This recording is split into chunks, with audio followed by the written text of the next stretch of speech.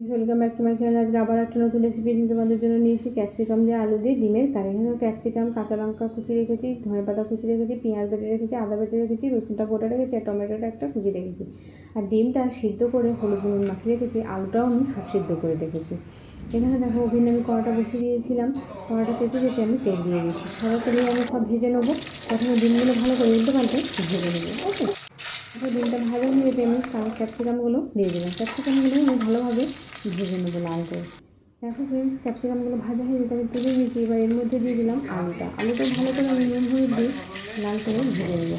আলুটা আমি হাফ সিদ্ধ করে রেখেছিলাম, কারণ বেশি সিদ্ধ করলে গলে যাবে, তাই আমি হাফ সিদ্ধ করে তুলে নিয়েছিলাম। ওকে, এবার নুন একটু আর হলুদ দিয়ে ভালো করে লাল করে ভেজে নেবো। দেখো ভাজা হয়ে যেতে আমি সব আলু, ডিম আর ক্যাপসিকাম এক জায়গায় রেখে দিয়েছি। এবার দেখো এটাই আমি রান্নাটা করে নেবো। এবার এর মধ্যে আমি দিয়ে দিলাম গোটা জিরে ফোড়নে। এবার একটু দিয়ে দিলাম চিনি, মানে চিনিটা দিলাম কালারটা আসার জন্য। তোমরা তো জানো আমি কাশ্মীরি লঙ্কা বেশি ইউজ করি না, তাই আমি চিনিটা দিয়ে দিই। এর মধ্যে এবার দিয়ে দিলাম এলাচ ফাটিয়ে রেখেছিলাম, আর লবঙ্গ, দারচিনি। এবার আমি পেঁয়াজটা দিয়ে দেবো। পেঁয়াজটাও ভালো করে লাল করে ভেজে নিতে হবে। ওকে, দেখো খুব সুন্দর লাল করে ভাজা হয়ে গেছে। এবার এর মধ্যে আমি অ্যাড করে দিলাম আদা বাটা। আদাটাও ভালো করে ভেজে নিতে হবে।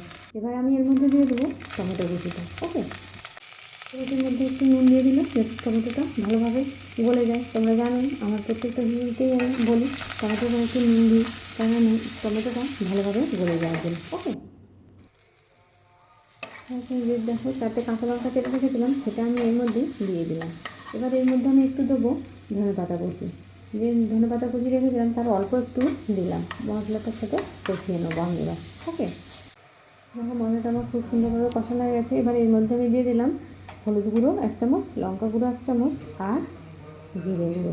ওকে, আর দিলাম 1 চামচ ধনে গুঁড়ো। এবার মশলাটার সাথে ভালোভাবে আমি মিক্স করে নেব। ওকে, যখন আমি যে গোটা রসুন রেখেছিলাম এবার এর মধ্যে আমি অ্যাড করে দিলাম। রসুনটা ভালোভাবে একটু কষিয়ে নেব। ওকে, এবার এর মধ্যে দিয়ে দিলাম যে আলু ভেজে রেখেছিলাম, সেই আলুগুলো দিয়ে দিলাম। আলুটা আমি মশলার সাথে ভালোভাবে মিক্স করে নেব। একটু ভালোভাবে কষিয়ে আমি এর মধ্যে আবার জলটা দিয়ে দেবো। রান্নাটা আমার প্রায় শেষের দিকে।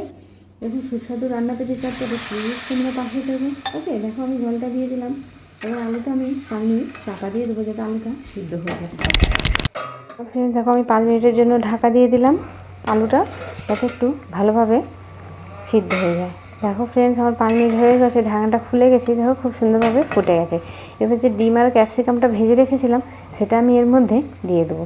এবার ঝোলটার সাথে খুব সুন্দরভাবে মিক্স করে নেবো। ওকে ফ্রেন্ডস দেখো রান্নাটা আমার শেষের দিকে। এবার লাস্টে আমি একটু দিয়ে দিলাম গোলমরিচ গুঁড়ো, আর 1 চামচ দিয়ে দেবো গরম মশলা গুঁড়ো। ওকে, দেখো এবার লাস্টে আমি আর একটু দিলাম ঘি, একটু স্বাদটা বাড়ানোর জন্য দিলাম। তোমরা ঘিটা চাইলে স্কিপও করে যেতে পারো। ওকে, রান্না প্রায় আমার কমপ্লিট। এবার আমি সার্ভ করে দেবো। ওকে, হ্যালো ফ্রেন্ডস দেখো আমি সার্ভ করে দিয়েছি রান্নাটা। এবার আমি ওপরে ছড়িয়ে দিয়েছি ধনেপাতা কুচি কিছুটা, আর 2টো কাঁচা লঙ্কা চিরা আমি দিয়ে দিলাম। ওকে, এরকম চটপটে সুস্বাদু রান্না পেতে প্লিজ তোমরা পাশে দেবো। ওকে ফ্রেন্ডস, ধন্যবাদ।